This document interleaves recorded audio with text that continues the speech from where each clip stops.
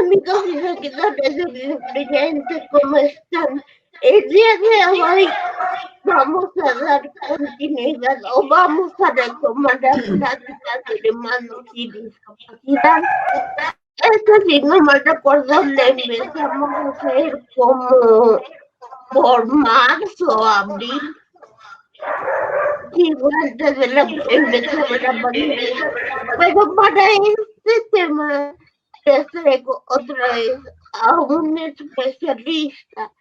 Ella es licenciada en psicología por la UAM, con maestría en terapia familiar y de pareja por la Universidad Iberoamericana, certificada en Mental Health Facilitator, terapeuta desde 1985, especialista en estimulación temprana para niños con riesgo neurológico desde 1998, terapeuta familiar en temas de asma bronquial infantil desde 1985, responsable del grupo de adultos mayores de la Comisión Estatal de Derechos Humanos, obviamente del Estado de Puebla, desde 2003.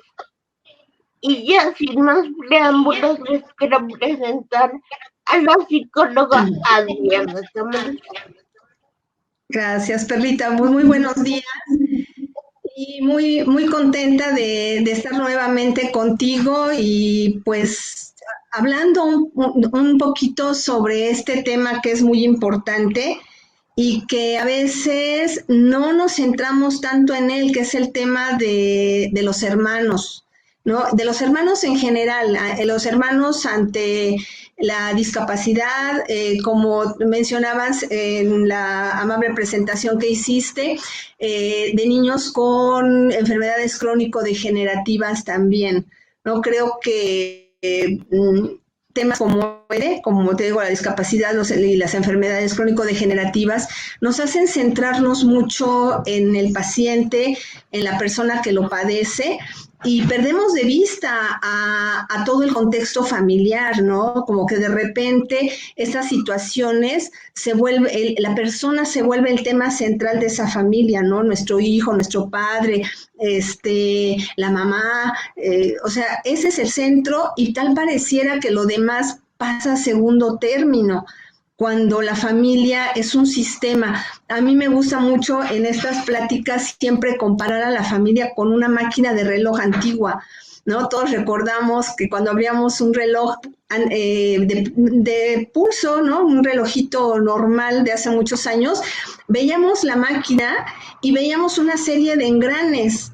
Y yo de niña me fascinaba ver cómo los engranes se movían y cómo el movimiento de uno influía en el movimiento de todos los demás. Y exactamente eso es una familia. Una familia no es una suma de personas, no es un conjunto de personas. O sea, lo importante de la familia es que es un sistema en el que todos son un engrane. Y todos se mueven al ritmo de cualquiera de los engranes, ¿no? Un engrane se acelera y acelera a todos, un engrane se detiene y detiene todo. Entonces, eso es lo que a veces perdemos de vista ante este tipo de situación, en general ante cualquier situación, pero específicamente en esta, porque de alguna forma un diagnóstico, un suceso, hace que los engranes se alteren. Un engrane se altera y se altera todo lo demás. También me gusta mucho platicar en estos temas. Y les digo, ¿qué tal cuando la mamá se enferma? ¿Qué tal cuando la mamá cae en cama hasta por una gripa, ¿no? Hasta por un embarazo de alto riesgo? La mamá cae en cama, ¿qué pasa con esa familia? Toda la familia se altera. Porque entonces, sí, como ya nomás me dará la razón ahorita, entonces sí se nota que no se hizo el quehacer, y sí se nota que no hay comida, y sí se nota que abres la alacena y ya casi no hay nada, ¿no? Entonces ahí es donde nos damos cuenta que ese engrane es muy importante para mantener el equilibrio familiar, ¿no? Y estamos hablando de la mamá porque la mamá tiene un rol muy importante, ¿no? Pero de repente no pensamos que cuando sucede algo en un hijo de cualquier edad que está dentro de ese entorno familiar, va a causar muchísimos estragos, va a causar muchísimos cambios que no nada más los va a sufrir él y los padres, que en este momento, que en este caso son los que están directamente involucrados con este niño, sino que va a ocasionar problemas, un desajuste, pero no nada más dentro de la familia que vive en esa casa, que pueden ser la mamá, el papá y los hijos, o la mamá o papá en el caso de las familias monoparentales y los hijos, sino que se va a extender como cuando aventamos una piedra en el agua y se expande la onda, y se va a ir hacia las familias de origen de cada quien, ¿no? Y entonces vamos a ver abuelos, tíos, que también van a estar afectados por esa situación en mayor o en menor medida, ¿sí? Entonces, todo esto, pues de momento, en el momento de la crisis, en el momento de que está sucediendo una situación, yo te digo, de diagnóstico, ¿no? Cuando nos dicen, ya sea que, bueno, el niño está bien, pero, ¿no? Entonces ese pero se prolonga muchísimo tiempo y dice, pero tiene parálisis cerebral, tiene síndrome de Down, o después de un accidente, ¿no? De que va a salir bien, pero, ¿no? Entonces te digo, y ese pero se vuelve interminable, pero es probable que no vaya a caminar, es probable que tenga que requerir ciertas ayudas. O sea, ese momento va a ser clave, porque de ahí en lo sucesivo, esa familia ya no va a ser igual. Esa familia, incluyendo padres, como te digo, hermanos, abuelos, tíos y gente cercana, ya no va a ser igual. Y no quiere decir que siempre, que esto vaya a ser un problema o un dolor que se vaya a prolongar. Simplemente que esa familia va a pasar por un proceso de adaptación, ¿no? Y si quieres, ahorita hablamos sobre ese proceso de adaptación, va a pasar por un proceso de adaptación y va a volver y se espera, o lo ideal es que esa familia vuelva a tener un equilibrio y vuelva a ser funcional y vuelva a ser feliz y vuelva a tener expectativas en la vida y vuelva a tener proyectos. El tema acá importante es que esa familia se va a tener que reestructurar para poder salir adelante con todos sus miembros, no nada más con quien quedó afectado por la enfermedad o por el accidente o por lo que haya sucedido. Todos. Porque regreso, otra vez nos centramos a la funcionalidad de quien lo padece, al futuro de quien lo padece. ¿Y qué pasa con todos los demás? Se van a quedar estancados, vamos a jalar todos juntos en ese proceso de adaptación y de reestructuración. Entonces ahí es donde vienen pues los desajustes, y ahí es donde tenemos que mirar hacia todos lados, ¿no? Porque de repente, cuando hablo de hermanos y en estas circunstancias, yo les digo, no, nada más son los hermanos, ¿no? También es el cuidador principal. ¿Qué pasa con esa persona que más tiempo se va a involucrar con el paciente o con la persona que tiene el diagnóstico? ¿No? Porque de repente nos olvidamos también de ese cuidador principal, porque el mismo cuidador se desprende de todas sus necesidades, que normalmente en casi, yo no sé, podríamos hablar que en el 90% de las familias es la mamá, ¿no? Y que si es una mamá joven, pues tiene toda la fortaleza, ¿no? Para sacar adelante la situación. Pero cuando estamos hablando de una mamá ya mayor, pues va a sacar fuerzas de donde ni siquiera sabe que existen para sacar adelante también esta situación, ¿no? Pero nos olvidamos de ese cuidador. Y siempre te digo, el paciente se vuelve el tema de la familia.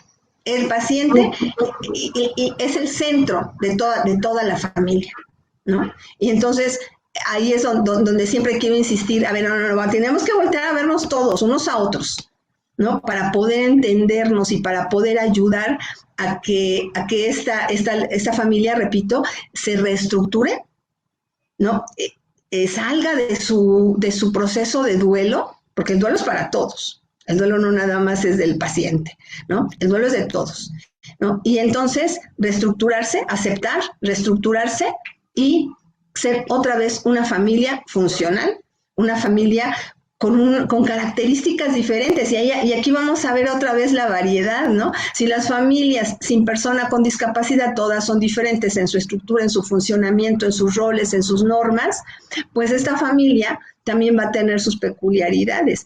Y a veces es difícil compartir o dar como la receta de cómo le hicieron ustedes, ¿no? ¿Cómo le hizo la familia de Perlita para ser la familia que es ahora? Porque conozco a la familia, ¿no? De Perlita, ¿no? Y puedo decir que es una familia funcional, que es una familia donde tienen éxito, es una familia que han sabido sacar adelante toda una situación, y además esta familia ha crecido, ¿no? Posterior a esta familia ha crecido, ¿no? Entonces quiere decir que los nuevos miembros se han incorporado a este tipo de familia, pero esta familia no nos puede dar la receta. O sea, cada familia va a tener que buscar sus propios recursos. Entonces ahí es donde se necesita el apoyo, ¿no? Porque lo ideal sería que pudiéramos hacer un recetario, ¿no? De paso por paso y decirles, hagan esto, y entonces todos vamos a estar bien. Pero no, porque lo que a uno les funciona, a otros no les va a funcionar, ¿no? Entonces creo que esto más o menos sería como una forma de introducirnos a este tema, ¿no? Entonces, ¿por qué los hermanos? Pues porque los hermanos quedan en segundo término. Y entonces ahora dividimos los que están sanos y el que no está, o los que no están. Entonces los que están sanos no necesitan nada, ¿verdad?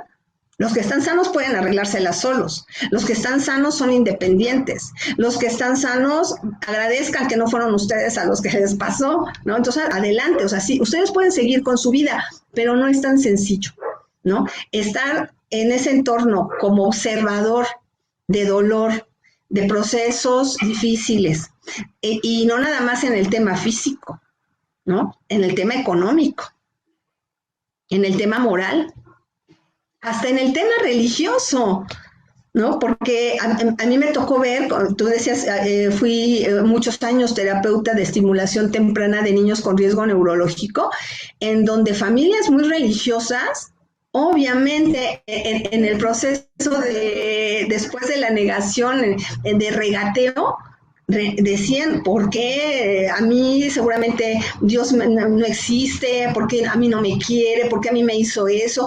Entonces hay un choque, ¿no? Hasta en el tema religioso, cuando las familias lo son, ¿no? Les digo, el tema económico, porque no es lo mismo que todos estén sanos, que no haya tantos problemas, a que ya haya que empezar a involucrar en la familia temas de médicos, de rehabilitación, de todo aquello, apoyos mecánicos que se requieren, cambios en la estructura de la casa, ¿no? A mí me ha tocado ver casas en donde han tenido que adaptar lo que era la sala a una verdadera sala de fisioterapia, con todos los aparatos y todos los aditamentos. Entonces ya no hay una sala, o bajar la recámara, ¿no? Y entonces ocupar una parte del piso de abajo para que sea la recámara, no sé, de la mamá y del niño. Y entonces ahí todo el espacio se movió. Entonces es un todo, ¿no? O sea, nosotros volteamos a ver el entorno y decimos, a ver, dime qué parte de todo esto no ha cambiado. Y tal vez ni siquiera podamos decir cuál. Hasta la cocina cambia, hasta los espacios para tener acceso, ¿no? a la silla de ruedas, o que sea accesible todo lo de la alacena para la persona, porque ya no se puede subir en un banco, entonces hay que bajar todo, ¿sí? Entonces, te digo, si volteamos a ver, es todo. Entonces no podemos pensar que alguien no ha sido tocado por esta situación cuando pasa dentro de una familia. Entonces, ¿por qué pensar que los hermanos son los menos afectados, o son los que no necesitan nada, ¿no? Más que agradecer que no fue en ellos, ¿sí? Entonces, pues es por eso que es muy, muy importante el voltear. Porque nosotros, por ejemplo, yo estoy en una universidad en donde te puedo decir, en preparatoria, que que los niños no se ven afectados hasta porque nace un hermanito cuando ellos tienen 17 años, están en segundo año de preparatoria. En verdad hay niños que me llegan desvelados, agotados. Y entonces regreso a la pregunta, bueno, ¿y a ti qué? Si la que tuvo el bebé fue tu mamá, pues es que el bebé llora toda la noche, maestra, y no puedo dormir. Es que justo cuando quiero estudiar, mi mamá me dice, ayúdame por la mamila, ¿no? Cuídalo tantito porque tengo me voy a bañar, ¿no? Entonces, hasta eso, que va a suceder y va a pasar, afecta a un chico, ¿no? Y en ese caso, bueno, el adolescente. Entonces, imagínate, ¿no? O imaginemos lo que sucede entonces en ese hermanito, ¿no? Que está interactuando dentro de esta familia y donde le dicen, no, tú vete a hacer tu cena, tú ve solo, ponte a estudiar, cuando antes la mamá se sentaba a estudiar con él, ¿no? Cuando antes la mamá se levantaba cariñosamente y le calentaba su chocolate y le hacía su sándwich. Entonces, eso en un niño, en un adolescente, es un impacto, ¿no? Y entonces hay que ayudarlo a que entienda, hay que ayudarlo, hay que involucrarlo, no en el sentido de que él haga las veces de papá o de mamá, pero sí involucrarlo para adaptarse a la nueva situación que tiene. Ok. Podríamos entonces como clasificar que la perspectiva del hermano o de la hermana de alguien que tiene discapacidad va a ir cambiando de acuerdo a su edad. Por ejemplo, en la infancia es de una manera, preadolescencia de otra, adolescencia de otra, juventud, adulta, etc. A mí algo que me llamó mucho la atención es cuando estaba buscando información sobre este tema, que ya decía que cuando los hermanos eran adolescentes ya entraba la vergüenza. Mira, en la adolescencia es normal que los adolescentes, es normal que los adolescentes les dé pena todo, ¿no? Tú te das cuenta del adolescente que cuando no era adolescente su mamá lo dejaba en la puerta de la escuela y la mamá le daba su beso y le acomodaba el cuellito de la camisa y entraba. Llega un momento de la adolescencia o preadolescencia en donde le dice, déjame en la esquina. Y no importa quién sea la mamá, ¿no? Pero al niño le da pena. Le da pena que vean a su mamá, le da pena que vea que lo apapachan, le da pena que de su papá. O sea, todo les da pena. O sea, ya de por sí así son. Entonces, sí, efectivamente, al niño le puede costar trabajo integrar al hermano con discapacidad porque siente que puede ser buleado, porque sabemos que el adolescente no tiene filtros, ¿no? O sea, el adolescente no tiene esa conciencia de que está lastimando, de que está humillando, ¿no? El adolescente se va a la yugular a veces, ¿no? Y no le importa si está hablando de la mamá, del hermano, del papá, del abuelito, ¿no? Entonces, es normal, ¿sí? Es un proceso en donde el hermano sí tiene que aprender y tiene que adaptar y se tiene que aceptar que es hermano de una persona con discapacidad. Así, ¿no? Mientras esta parte no se acepte, siempre va a estar como de alguna manera ocultando o como de alguna manera minimizando a lo mejor esta situación, ¿no? Entonces, sí llega ese momento, pero cada etapa, como dices, es diferente, ¿no? Cuando este adolescente ya es adulto, también tiene la sensación de, ¿no será que una persona que yo pretendo piense que nosotros vamos a tener hijos con esa discapacidad? Y la respuesta en muchísimas de las ocasiones es no porque nosotros tratamos discapacidad adquirida o principalmente tratamos discapacidad adquirida. Entonces es que yo tengo que que tener un amplio conocimiento sobre la discapacidad con la que estoy conviviendo para poder transmitir ese conocimiento. Hay una pirámide que a mí me gusta mucho explicar en muchos casos, que es la pirámide de lo que necesitamos para que alguien tenga un cambio de actitud, porque estamos hablando de temas de actitud. Para que yo cambie actitud, no es como espontáneamente. Para que yo cambie actitud, en primer lugar, lo que debe de haber es un conocimiento de la situación. Esto es, si yo vivo con alguien con discapacidad, tengo que estar muy bien informado de qué fue lo que sucedió, ¿no? Entonces, decir, a ver, tu hermano tiene discapacidad porque tuvo un accidente. En ese accidente sucedió esto, tuvo estas lesiones, tuvo que pasar por esto. Entonces, toda esa información es la primera parte de esa pirámide. O sea, nosotros le decimos, es la parte cognitiva. Cuando yo doy información sobre cualquier cosa, automáticamente en quien me escucha entra una situación afectiva. Quiere decir, estoy de acuerdo, no estoy de acuerdo, siento algo por dentro cuando me estás explicando eso, estoy a favor o estoy en contra. En la parte afectiva es que cuando tú me lo platicas, yo siento algo.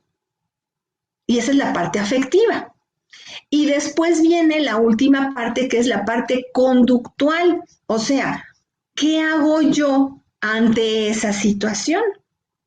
¿Sí? Entonces, cuando ya se completó todo esto, la parte conductual es que el hermano, por ejemplo, defienda a su hermano. Y que cuando le diga cualquier cosa a alguien, y el hermano diga, ¿qué? Es mi hermano y así lo quiero y no te metas con mi hermano porque mi hermano es una gran persona, porque ya quisiéramos nosotros tener la fortaleza, o sea, todo eso, la fortaleza que tiene mi hermano para salir adelante. Esa es la parte conductual. Cuando no hay parte cognitiva, cuando no hay información, es muy difícil que nuestra parte conductual sea congruente, ¿no? Entonces, por eso suceden muchas conductas que pueden no ser adecuadas. Yo trabajo de manera multidisciplinar, por ejemplo, con el tema de los niños asmáticos. Y entonces nosotros empezamos a trabajar precisamente en, a ver, antes de otra cosa, vamos a darle información a los papás para que entiendan exactamente por qué sus hijos tienen asma, ¿no? Entonces empezamos a dar pláticas, damos una plática al mes en el hospital universitario con el doctor David Paz Martínez, que es el mejor alergólogo que pudiéramos tener en Puebla, y empezamos a trabajar, pero primero la parte cognitiva. Y ya cuando dábamos información, algunos ya, digamos, como dice coloquialmente, les caía el 20, pero a otros empezaban a preguntar, y toda la información que necesitaban nosotros se las dábamos. Entonces, ahí hacíamos un cambio afectivo, ¿no? Y además hacíamos un cambio conductual, porque los papás empezaban a actuar diferente ante la condición del niño asmático. Algo que nosotros veíamos muy frecuente y que en general es muy frecuente tanto en la enfermedad crónico-degenerativa como en la discapacidad, es algo que se llama ganancia secundaria. ¿Qué es la ganancia secundaria? Que todo sufrimiento tiene una recompensa. No en el sentido de compensación, sino en el sentido de, para ser más claros, no le quites el juguete a tu hermano porque se va a poner a llorar y acuérdate que tu hermano está enfermo. No lo hagan enojar. ¿Qué quiere tal? Pues dáselo. Tu hermano necesita, ¿tú lo necesitas? Yo te compro otro, tú no lo necesitas, tú estás bien, no seas inconsciente. Y entonces el hermano se da cuenta. Y entonces se llegan a convertir en lo que nosotros le llamamos rey tirano.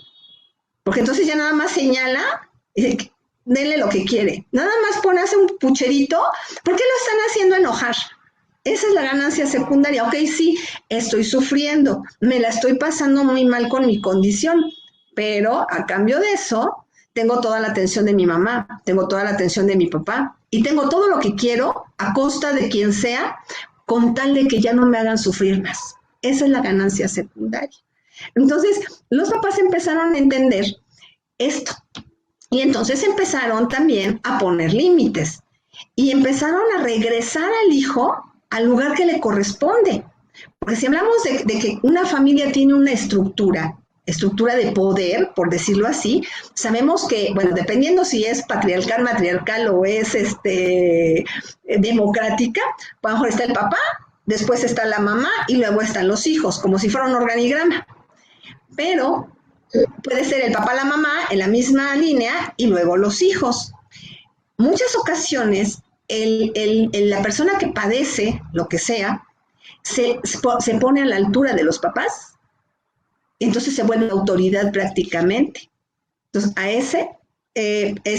esa persona hay que regresarlo a su lugar y tiene que volver a ser hermano, tiene que volver a ser hijo y no quien dirige a todos, ¿no? De lo que tienen que hacer, ¿no? Entonces, por eso el tema del rey tirano, ¿no? Porque de repente logran lo que quieren, ¿no? Con muy poco, ¿no?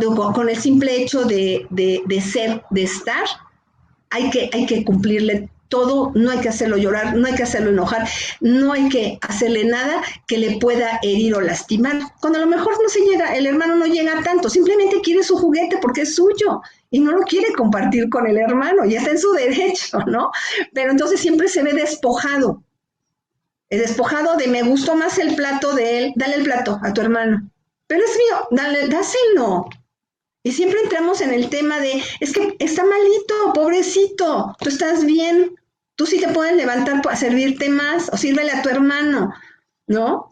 Entonces entran a veces ese tipo de situaciones, ¿no? Entonces por eso te digo que no vemos al hermano, porque el hermano lo dice, está independiente, él sí puede, él puede solo, él se puede volver a levantar, él puede salir corriendo por un mandado, o sea, ¿no? Y entonces, en el fondo, sí está ese hermano también sufriendo. ¿A qué recurre ese hermano a veces? A ir mal en la escuela. Porque cuando va mal en la escuela o se porta mal y llaman a la mamá, en ese momento ya captó la atención de la mamá. O sea, ya la mamá regresó y lo volteó a ver y dijo, ¿qué estás haciendo? Y al hermano no le importa, ¿eh? Y a lo mejor es más probable que haga eso a que se lleve un diploma de excelencia. Porque un diploma de excelencia, y hasta los que no tenemos ningún tipo de problemas en casa, nos dicen, pues es tu obligación, trabajas, cuidas a tus hermanos, haces el quehacer, ¿no? ¿Verdad? Entonces, tú tendrías, o sea, no tienes ni siquiera por qué ser premiado por sacar un diploma de 10. Pero con el momento en que me llaman para decirme que se portó mal, que faltó el respeto, que se peleó, que metió un cigarro al baño y lo prendió, que reprobó todas las materias, en ese momento esa familia otra vez voltea a ver al hermano. Y al hermano no, o sea, no es consciente, no es que lo haga a propósito, simplemente encontró la forma de que lo voltearan a ver. Entonces empiezan los papás, oye, ¿qué hacemos? No, pues hay que ponerle clases particulares de matemáticas, química y pues de todas las que reprobó. Oye, pero entonces hay que estar más pendiente, ¿no? Llévanlo al doctor, no sea que vaya a tener anemia, ¿no? O vaya a tener un problema por ahí físico. No sé, hay que llevarlo al psicólogo, ¿no? Porque cómo que mete el cigarro a la escuela y cómo es que está ahí incitando a los compañeros a fumar, o cómo es que es irrespetuoso con sus compañeras. Entonces empiezan a preocuparse y capta la atención. Y entonces lo que estamos tratando es de que esto no suceda, ¿no? De que no anden buscando todos los miembros de la familia cómo hacerle para que volteen a verlos. Entonces, creo que ese es uno de los ejemplos que podemos nosotros decir para poder como sensibilizar a las familias a que el hermano no está en la mejor posición dentro de esta familia. no es quien se va a ver menos afectado por esto, ¿no? Sino que está tan afectado como todos los demás en un sentido de sufrimiento y de necesidad de adaptación. ¿No? Si bien él no tiene el dolor físico, él no tiene que cargar moralmente con todavía más proyectos de cómo se va a reestructurar el paciente, sí tiene una parte importante de que está padeciendo. Eso también me lleva a pensar en el otro punto.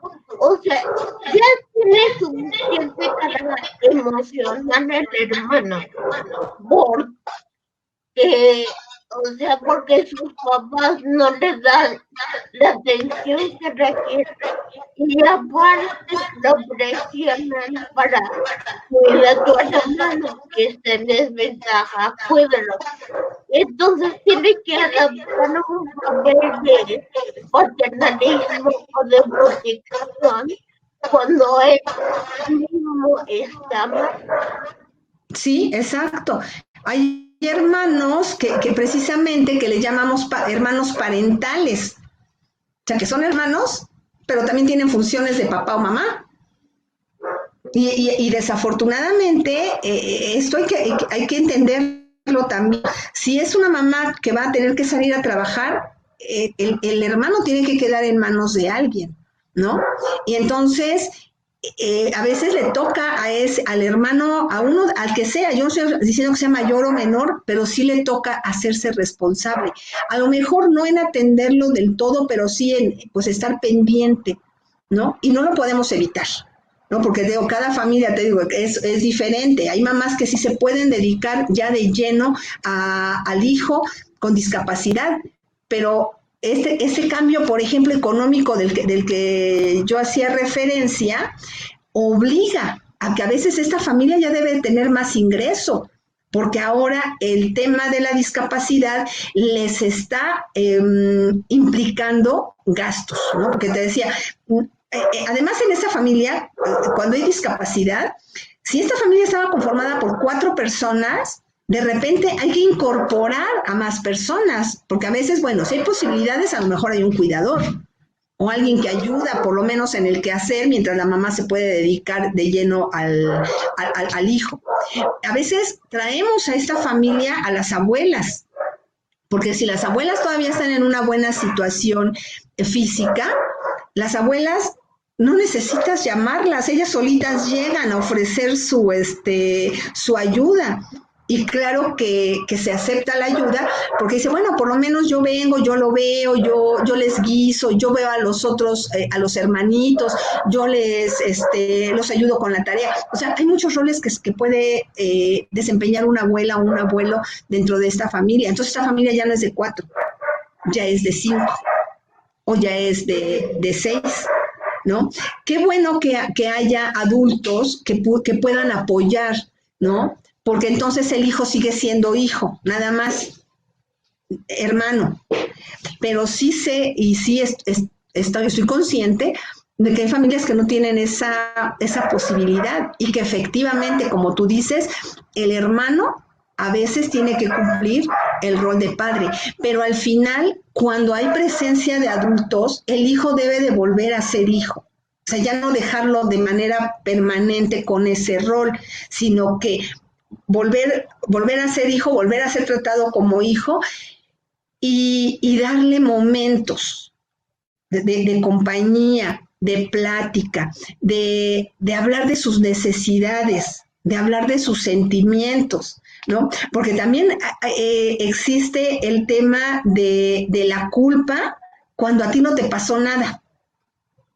O sea, no necesitas sentirte culpable porque tú ocasionaste, es decir, bueno, es que yo iba manejando el día que nos accidentamos y mi hermano quedó con una discapacidad. O estábamos jugando los dos y yo le pedí que hiciera algo muy arriesgado, lo hizo, se cayó y mira cómo quedó, ¿no? Y ahí obviamente se carga con una culpa, pero también está la culpa de la persona que no tiene nada, el de, ¿por qué no fui yo? ¿Quién soy yo? ¿Qué hice yo para yo no haber tenido este problema? Y está la otra parte del que dice, no, pues mejor me hubiera pasado a mí, ¿no? O sea, es que vemos muchísimas actitudes dentro de los chicos, ¿no? Sean niños o sean adolescentes, ¿no? Un tema que no es pero en el que sí me he enfrentado también, es en las familias cuando muere un hijo y se queda. ¿Qué pasa con los que se quedan? Y me ha tocado ver el que dice, mejor me hubiera muerto yo, porque le tienen un altar, nadie puede tocar sus cosas, nadie puede ocupar su lugar en la mesa, o sea, lo siguen venerando y a mí ya no me hacen caso. Entonces, me ha tocado ver hermanos que ellos, en este caso, prefieren haber sido el hermano muerto, ¿no? De la forma en que la familia se va a volcar sobre esa persona que ya falleció, ¿no? Entonces, son circunstancias diferentes, pero en todas las circunstancias, el hermano siempre va a tener algún tipo de carga, ¿no? Ya sea, porque se sienta culpable, porque lo provocó, porque estuvo en el momento. Se puede sentir culpable porque a él no le pasó nada. Se puede sentir culpable porque tiene pensamientos malos sobre su hermano, ¿no? Y de repente lo voltea y dice, ay, pero cómo me cae mal, ¿no?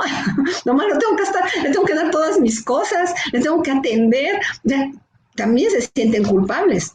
Yo te puedo decir, Perlita, que tratando mamás, en el momento, o sea, luego, después de que tienen al bebecito con algún tipo de discapacidad, y esas mamás me han dicho, doctora, usted va a pensar que soy la peor persona, pero sí que me gustaría que se muriera. Y yo, no, o sea, es normal, no te preocupes, ese pensamiento va a pasar, tú tienes ese pensamiento en este momento, porque seguramente no estás pensando en ti, y me dices, sí, efectivamente, no pienso en lo que yo voy a pasar, en lo que yo voy a tener que enfrentar, estoy pensando en el sufrimiento de él, de qué va a ser a futuro él. Y entonces viene la parte cognitiva otra vez, a ver, tu bebecito tiene tal padecimiento, y damos información, es dar información.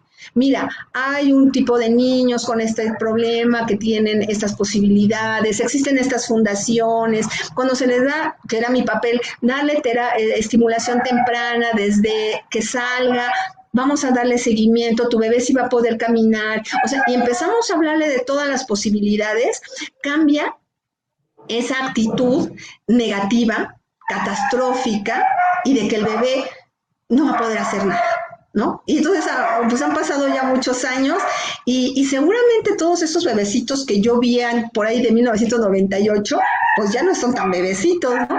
Y seguramente muchos están haciendo muchas cosas, son muy funcionales, seguramente tienen proyectos y obviamente hay una limitación, ¿no? Pero nada que ver con lo que ellas se imaginaban en el momento en que les dijeron cuando nacieron, ¿no? Entonces, imagínate si una mamá puede pensar eso, ¿no? Y además la mamá se siente terriblemente mal y culpable. Entonces se siente la peor persona del mundo porque le pasó eso, esa idea por su pensamiento. Si soy mamá, ¿cómo yo no puedo desear eso a un hijo? ¿No? Ahora imagínate que puede pensar un hermano. Entonces se lo tiene que guardar. Porque si dice, oye, mamá, es que fíjate que la verdad mi hermano no me cae bien, ¿no? O la verdad a veces lo veo y me dan ganas de pegarle o me dan ganas de hacerle algo. Y entonces a lo mejor, ¿cómo comprendes? Eso es muy malo. No, eso es normal que pueda suceder, pero entonces lo tiene que callar y le tiene que poner buena cara o por lo menos no decir nada. Entonces cuando llegan estos hermanitos a veces a terapia y tú les das la oportunidad de hablarlo, pues se desahogan, ¿no? Y dicen, y entonces tú tienes que trabajar el hecho de que no se sienta culpable por eso, porque a cambio de eso, ¿qué ha hecho él? Pues es que sí lo ayudo, pues es que le ayudo con su tarea, pues es que lo llevo a dar la vuelta, lo acompaño, le platico, le cuento el cuento, juego con él videojuegos. Entonces se da cuenta que sí está haciendo mucho por el hermano, pero que hay momentos en los que sí se puede sentir desesperado, ¿no? O se puede sentir enojado. ¿Qué hermano no nos hace enojar? ¿A qué hermano no volteamos y nos dan ganas de pegarle, ¿no? O a qué hermano no le hacemos alguna travesura por ahí para que desquitarnos de que nos hizo alguna otra él. Es cosa de hermanos, Lo que pasa es que cuando llegamos a este momento, ya no lo vemos tan normal, pero llega a suceder, ¿no? O sea, no pasa de ser eso, a veces un pleito, un pensamiento, y luego les he dicho, mira, el pensamiento no debe pasar a la acción. Eso sí es grave, ¿no? Eso sí sería un poquito ya más preocupante. Pero pensamientos, todos llegamos a tener pensamientos que a veces sí decimos, ay, ¿cómo se me pudo ocurrir X, Y o Z cosa? Pero ahí quedó, a nivel de pensamiento. No llevamos ninguna acción negativa en contra de nadie. Eso es más sano, ¿no? Más positivo. Entonces, pues por ahí más o menos estaría ese tema de sí son hermanos parentales, puede ser, o pueden ser también el otro extremo, hermanos muy alejados, ¿no? Que prefieren no acercarse mucho, no tratar mucho, pero al final su mente está trabajando sobre ese tema del hermano. Ok. ¿Viste la serie Atípica? No. En esta serie es de un chavo que tiene autismo. Autismo funcional, pero tiene una hermana. Y obviamente la atención de los papás se centra en el hermano. Y hasta la hermana alguna vez le dijo, debes entender que el mundo no gira a tu alrededor. Entonces, ¿qué pasa? La hermana es atleta, entra a una muy buena escuela becada por atletismo. Los papás hacen lo que pueden para darle la atención necesaria, pero sí se ve la diferencia que el hermano capta toda la atención, ella no tanto, pero aún así ella se dedica en proteger al hermano. Su prioridad es proteger al hermano. Uh-huh. Sí, me suena un poquito familiar y parecido a Wonder, en donde el chico tiene un síndrome, la hermana es perfectamente funcional y en el caso de ella, la abuela era la que sustituía, digamos, el cuidado y el afecto de los padres, ¿no? Pero muere la abuela y entonces la niña verdaderamente se siente sola, ¿no? Al final, y quiere mucho al hermano, o sea, aquí ese es un tema importante, ¿no? Que hay amor, hay afecto. Y eso es muy importante porque al final el chico, el adolescente va a superar todo esto que pudo haber pasado, ¿no? Todo este sentimiento de soledad, de abandono, de que no le hacen caso, de que pues ya no está en torno a él, la familia, etcétera. Pero al final el afecto siempre los hace regresar a voltear a ver al hermano y a protegerlo, ¿no? Y a no permitir que el hermano vaya a sufrir por culpa de otros, porque el hermano esté bien, porque esté tranquilo, porque esté cómodo, porque se realice en sus proyectos, ¿no? Y esto, en esta película de Wonder, creo que lo representa muy bien el tema de la hermana, ¿no? De la hermana, que además la hermana es mayor, y cuando el hermano mayor de por sí, siempre es un hermano más parental y es un hermano que sí se preocupa por los hermanos pequeños, independientemente del tipo de familia. Entonces, en este caso, pues, de por sí era la hermana mayor, vio al hermanito cuando nació, o sea, lo reconoce desde que es un bebé. Ha vivido el proceso del hermano, que ha vivido recluido en su casa hasta que decidieron los papás que ya podía o debería de ir a la escuela. Y entonces todo este proceso, al final, ¿no? Pues sí te lleva a que ya como adulto, ya con otra perspectiva, ya con madurez, ¿no? Puedes tener una relación de adulto a adulto, tener una relación de empatía con ese hermano, ¿no? Y de colaboración con él, ¿no? Pero sí pasa tiempo, no siempre. Obviamente hay niños que sí son más empáticos y son muy pegados al hermano, hay adolescentes que lo pueden ser. No podemos generalizar que en todos los casos. pero al final creo que el hermano ya adulto puede entender más la situación, ¿no? Y puedes, te digo, ser más empático y ser más colaborador sin la presión de los papás, ¿no? Porque eso también cambia la forma de que tú te ves a ti mismo, o cuando me están obligando y cuando yo quiero hacerlo. Cuando yo quiero hacerlo es completamente diferente. La otra es porque me mandan, porque me obligan, porque si me dicen que si no lo hago me castigan, porque ya me amenazaron, ¿no? De que si no hago tal cosa, si no lo llevo conmigo, con los amigos, si no hago tal, eso es una presión que en general, por ejemplo, al adolescente no le gusta, ¿no? Al adolescente le dice, sí, arregla tu recámara para ir a una fiesta y no lo hace de buen modo, ¿no? O sea, no lo hace convencido. Pero cuando eres adulto y entras y dices, yo quiero ver mi recámara arreglada, aunque tu mamá no te diga que arregles la recámara. Entonces son las dos posturas, ¿no? De que uno lo hace esforzado y el otro lo haces porque quieres hacer, ¿no? Entonces, digamos, también cambia la calidad de la ayuda que tú puedes dar a tu hermano. Ok, está perfecto.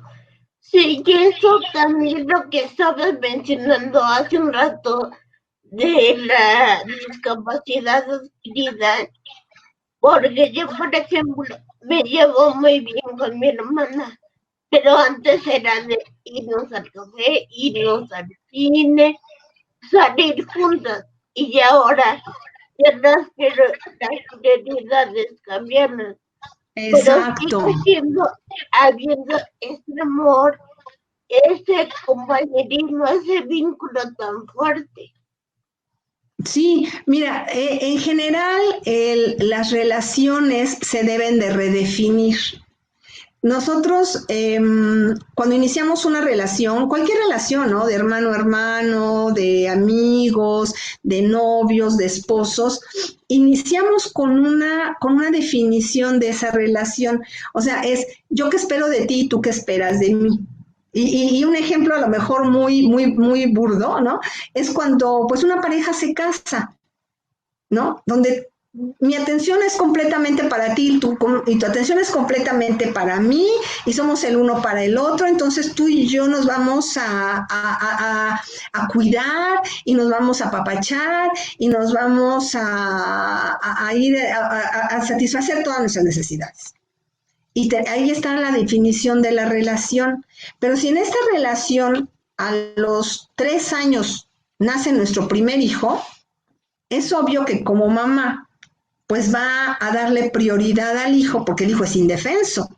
Es un bebecito que no se va, o sea, requiere de todo que yo le haga. Si yo no le hago algo, ese bebé puede incluso morir, ¿no? Entonces yo le tengo que dar de comer, lo tengo que bañar, le tengo que cuidar, que tengo que estar a tomarle la temperatura para saber que no está enfermo, y si está enfermo tengo que adivinar qué le duele, por qué le duele, etcétera.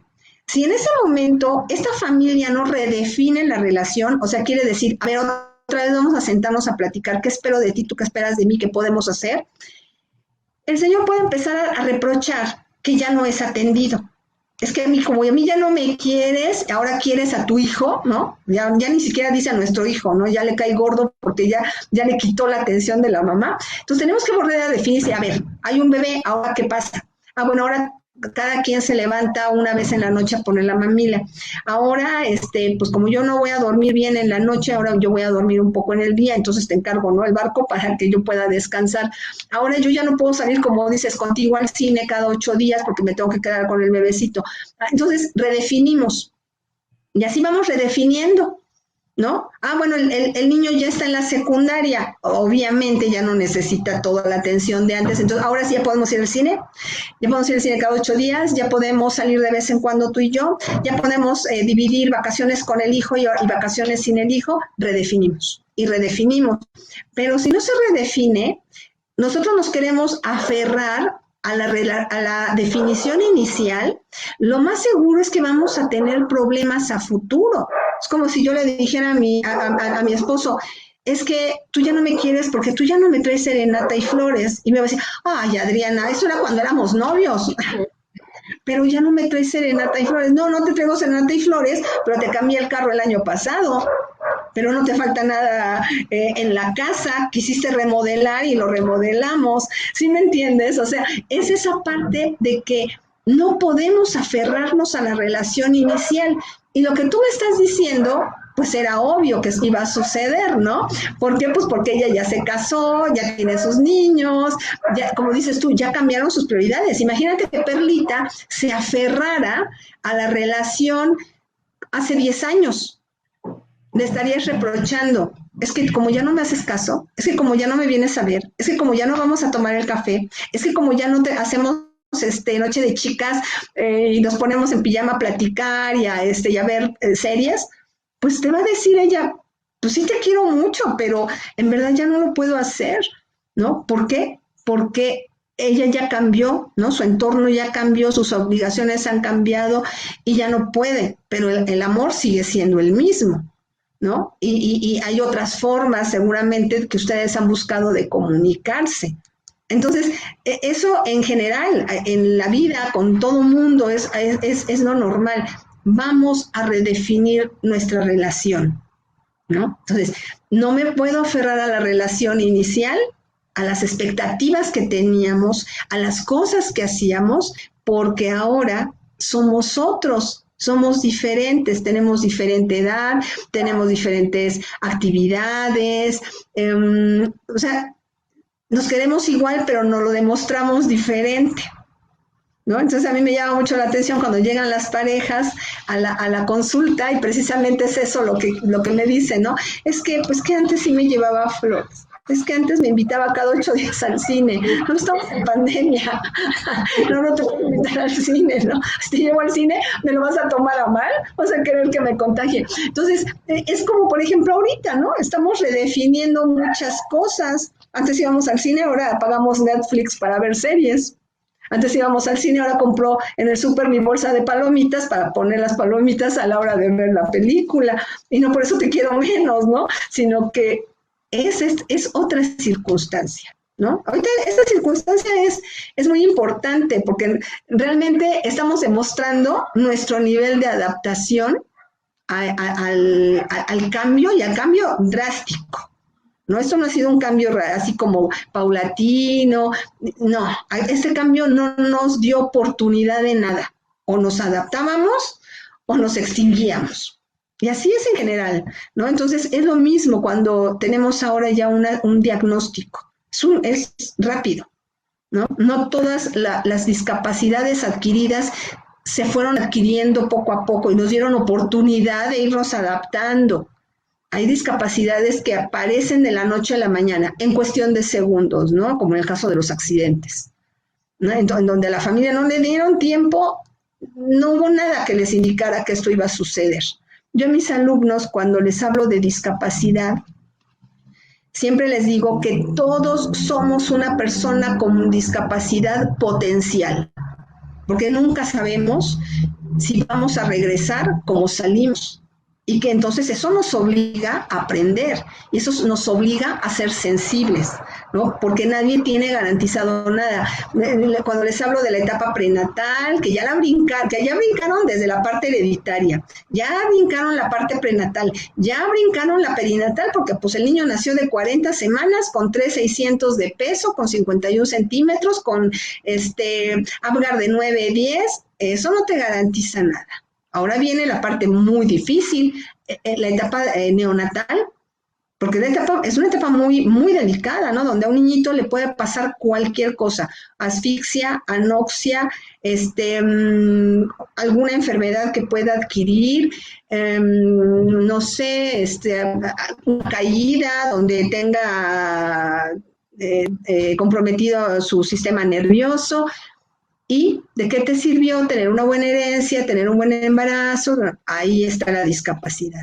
Y luego viene la otra parte, ¿no? De la infancia. O sea, cualquier momento tiene sus riesgos. Entonces, por eso les digo, todos somos una persona con discapacidad potencial. Entonces, hay que ser sensibles, hay que aprender a tener un trato amable, digno, hacia cualquier tipo de persona. Eso sí, como dices, nunca sabes cómo puedes adquirir discapacidad. Exacto. O sea, en mi caso, a los 30 años nunca me hubiera imaginado que te iba a adquirir. Exacto. Y yo sí puedo hablar de muchos también de series de Netflix que era de Reino Unido, si no me recuerdo, no me acuerdo el nombre, pero que de una chava que tenía el novio desde hace 10 años. Ella sale con sus amigas, regresa bien, se acuesta y en la madrugada le despierta el dolor tan fuerte en la columna. La llevan al hospital y ya queda parapléjica. Entonces, igual nunca sabes, creemos que hay un accidente o porque no te cuidaste o algo, pero también de la nada hay sucesos que nos toman desprevenidos. Claro.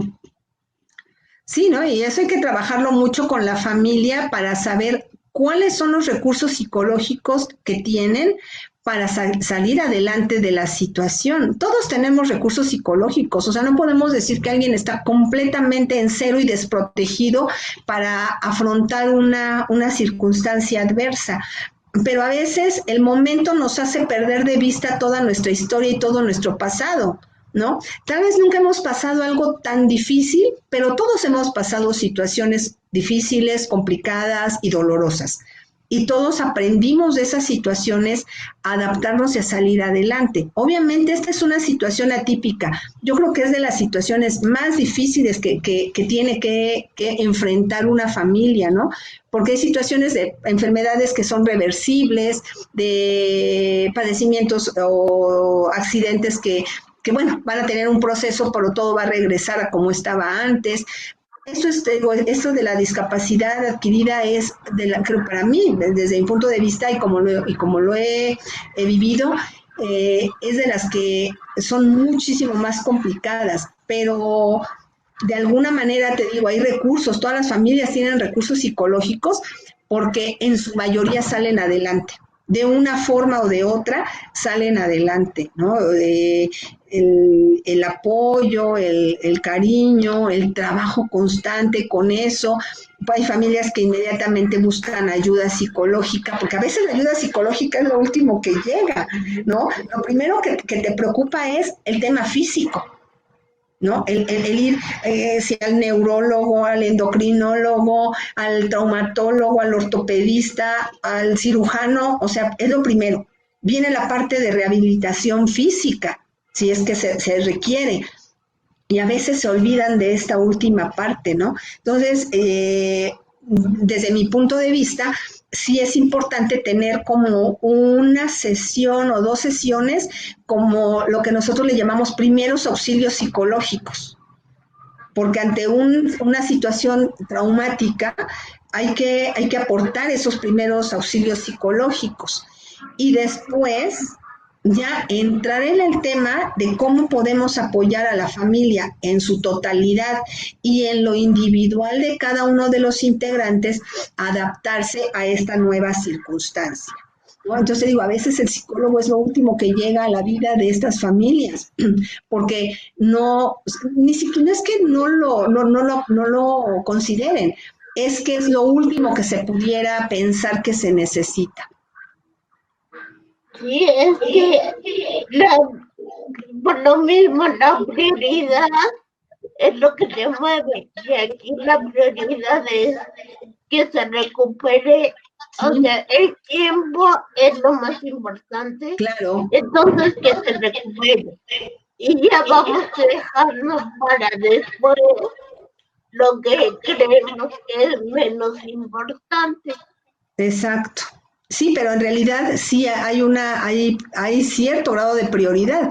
Te comento, nosotros veíamos a los chicos, a las mujeres que recién acababan de tener a su bebé, y a nosotros nos decían en la cama fulana y en la cama sutana, la señora tuvo un bebé con esta situación y en esta la mamá tuvo un bebé con esta situación e inmediatamente, o sea, antes de salir al hospital nosotros ya estábamos haciendo la primera intervención con estas mamás, ¿no? Ya después ya venía ya otras consultas con ellas, yo ahí ya perdí el contacto, ¿no? Ya después mi contacto solo era ya en la sala de estimulación, trabajando con esa mamá y con ese bebé, pero aún así yo les decía a mis alumnos, pues, sí, háganle al bebé su programa, pero céntrense en la mamá, platiquen con la mamá, no nada más se centren bueno, a ver, le vamos a hacer eso, y aquí le estira, y aquí le dobla, y aquí le hace, y aquí le frota, no. O sea, hablen con la mamá. Regreso otra vez. ¿Cuál es su sentir? ¿Cómo está emocionalmente? Aquí es obvio, que yo tenía mamás, llorando, ¿no? En la sala de estimulación temprana. ¿Por qué? Porque se trabajaba más con ellas que o sea, trabajar con el bebé era un pretexto para trabajar más bien con ellas. Y algo que también era frecuente, y a mí sí me daba mucha tristeza, es que ante esas circunstancias, les decía yo que ahí está, veíamos a los papás mago, ¿no? Porque oían discapacidad y desaparecían. Entonces esa mamá tenía un doble trabajo, ¿no? El sacar adelante al bebé, al hijo, y vivir el duelo de la pérdida de la pareja, ¿no? Y sí te puedo decir que, si no en su mayoría, sí había cierta frecuencia de estos casos y de estos, este tipo de papás, ¿no? Que cuando yo preguntaba en la historia clínica, en la historia clínica inicial con las mamás, había un papá y ya hacia las 3, 4, 5, 6 semanas, 2 meses, la mamá refería que ese papá ya se había ido. Entonces, ya habíamos ganado mucho con trabajo con mamá, y ahora hay que empezar a trabajar con la mamá para que pueda asumir la pérdida, ¿no? De ahora de la pareja, y por consecuencia, a veces del ingreso económico, ¿no? Entonces sí, son mamás que en verdad, pues sí tienen mucho trabajo y mucho que sacar adelante. Y además, también el sufrimiento o el duelo de que su hijo tuviera una condición, porque mentalmente ya se imagina, lo voy a llevar, voy a jugar con él, vamos a ir al parque, la bicicleta, etcétera, y ver que no se puede, que hay que cambiar los planes.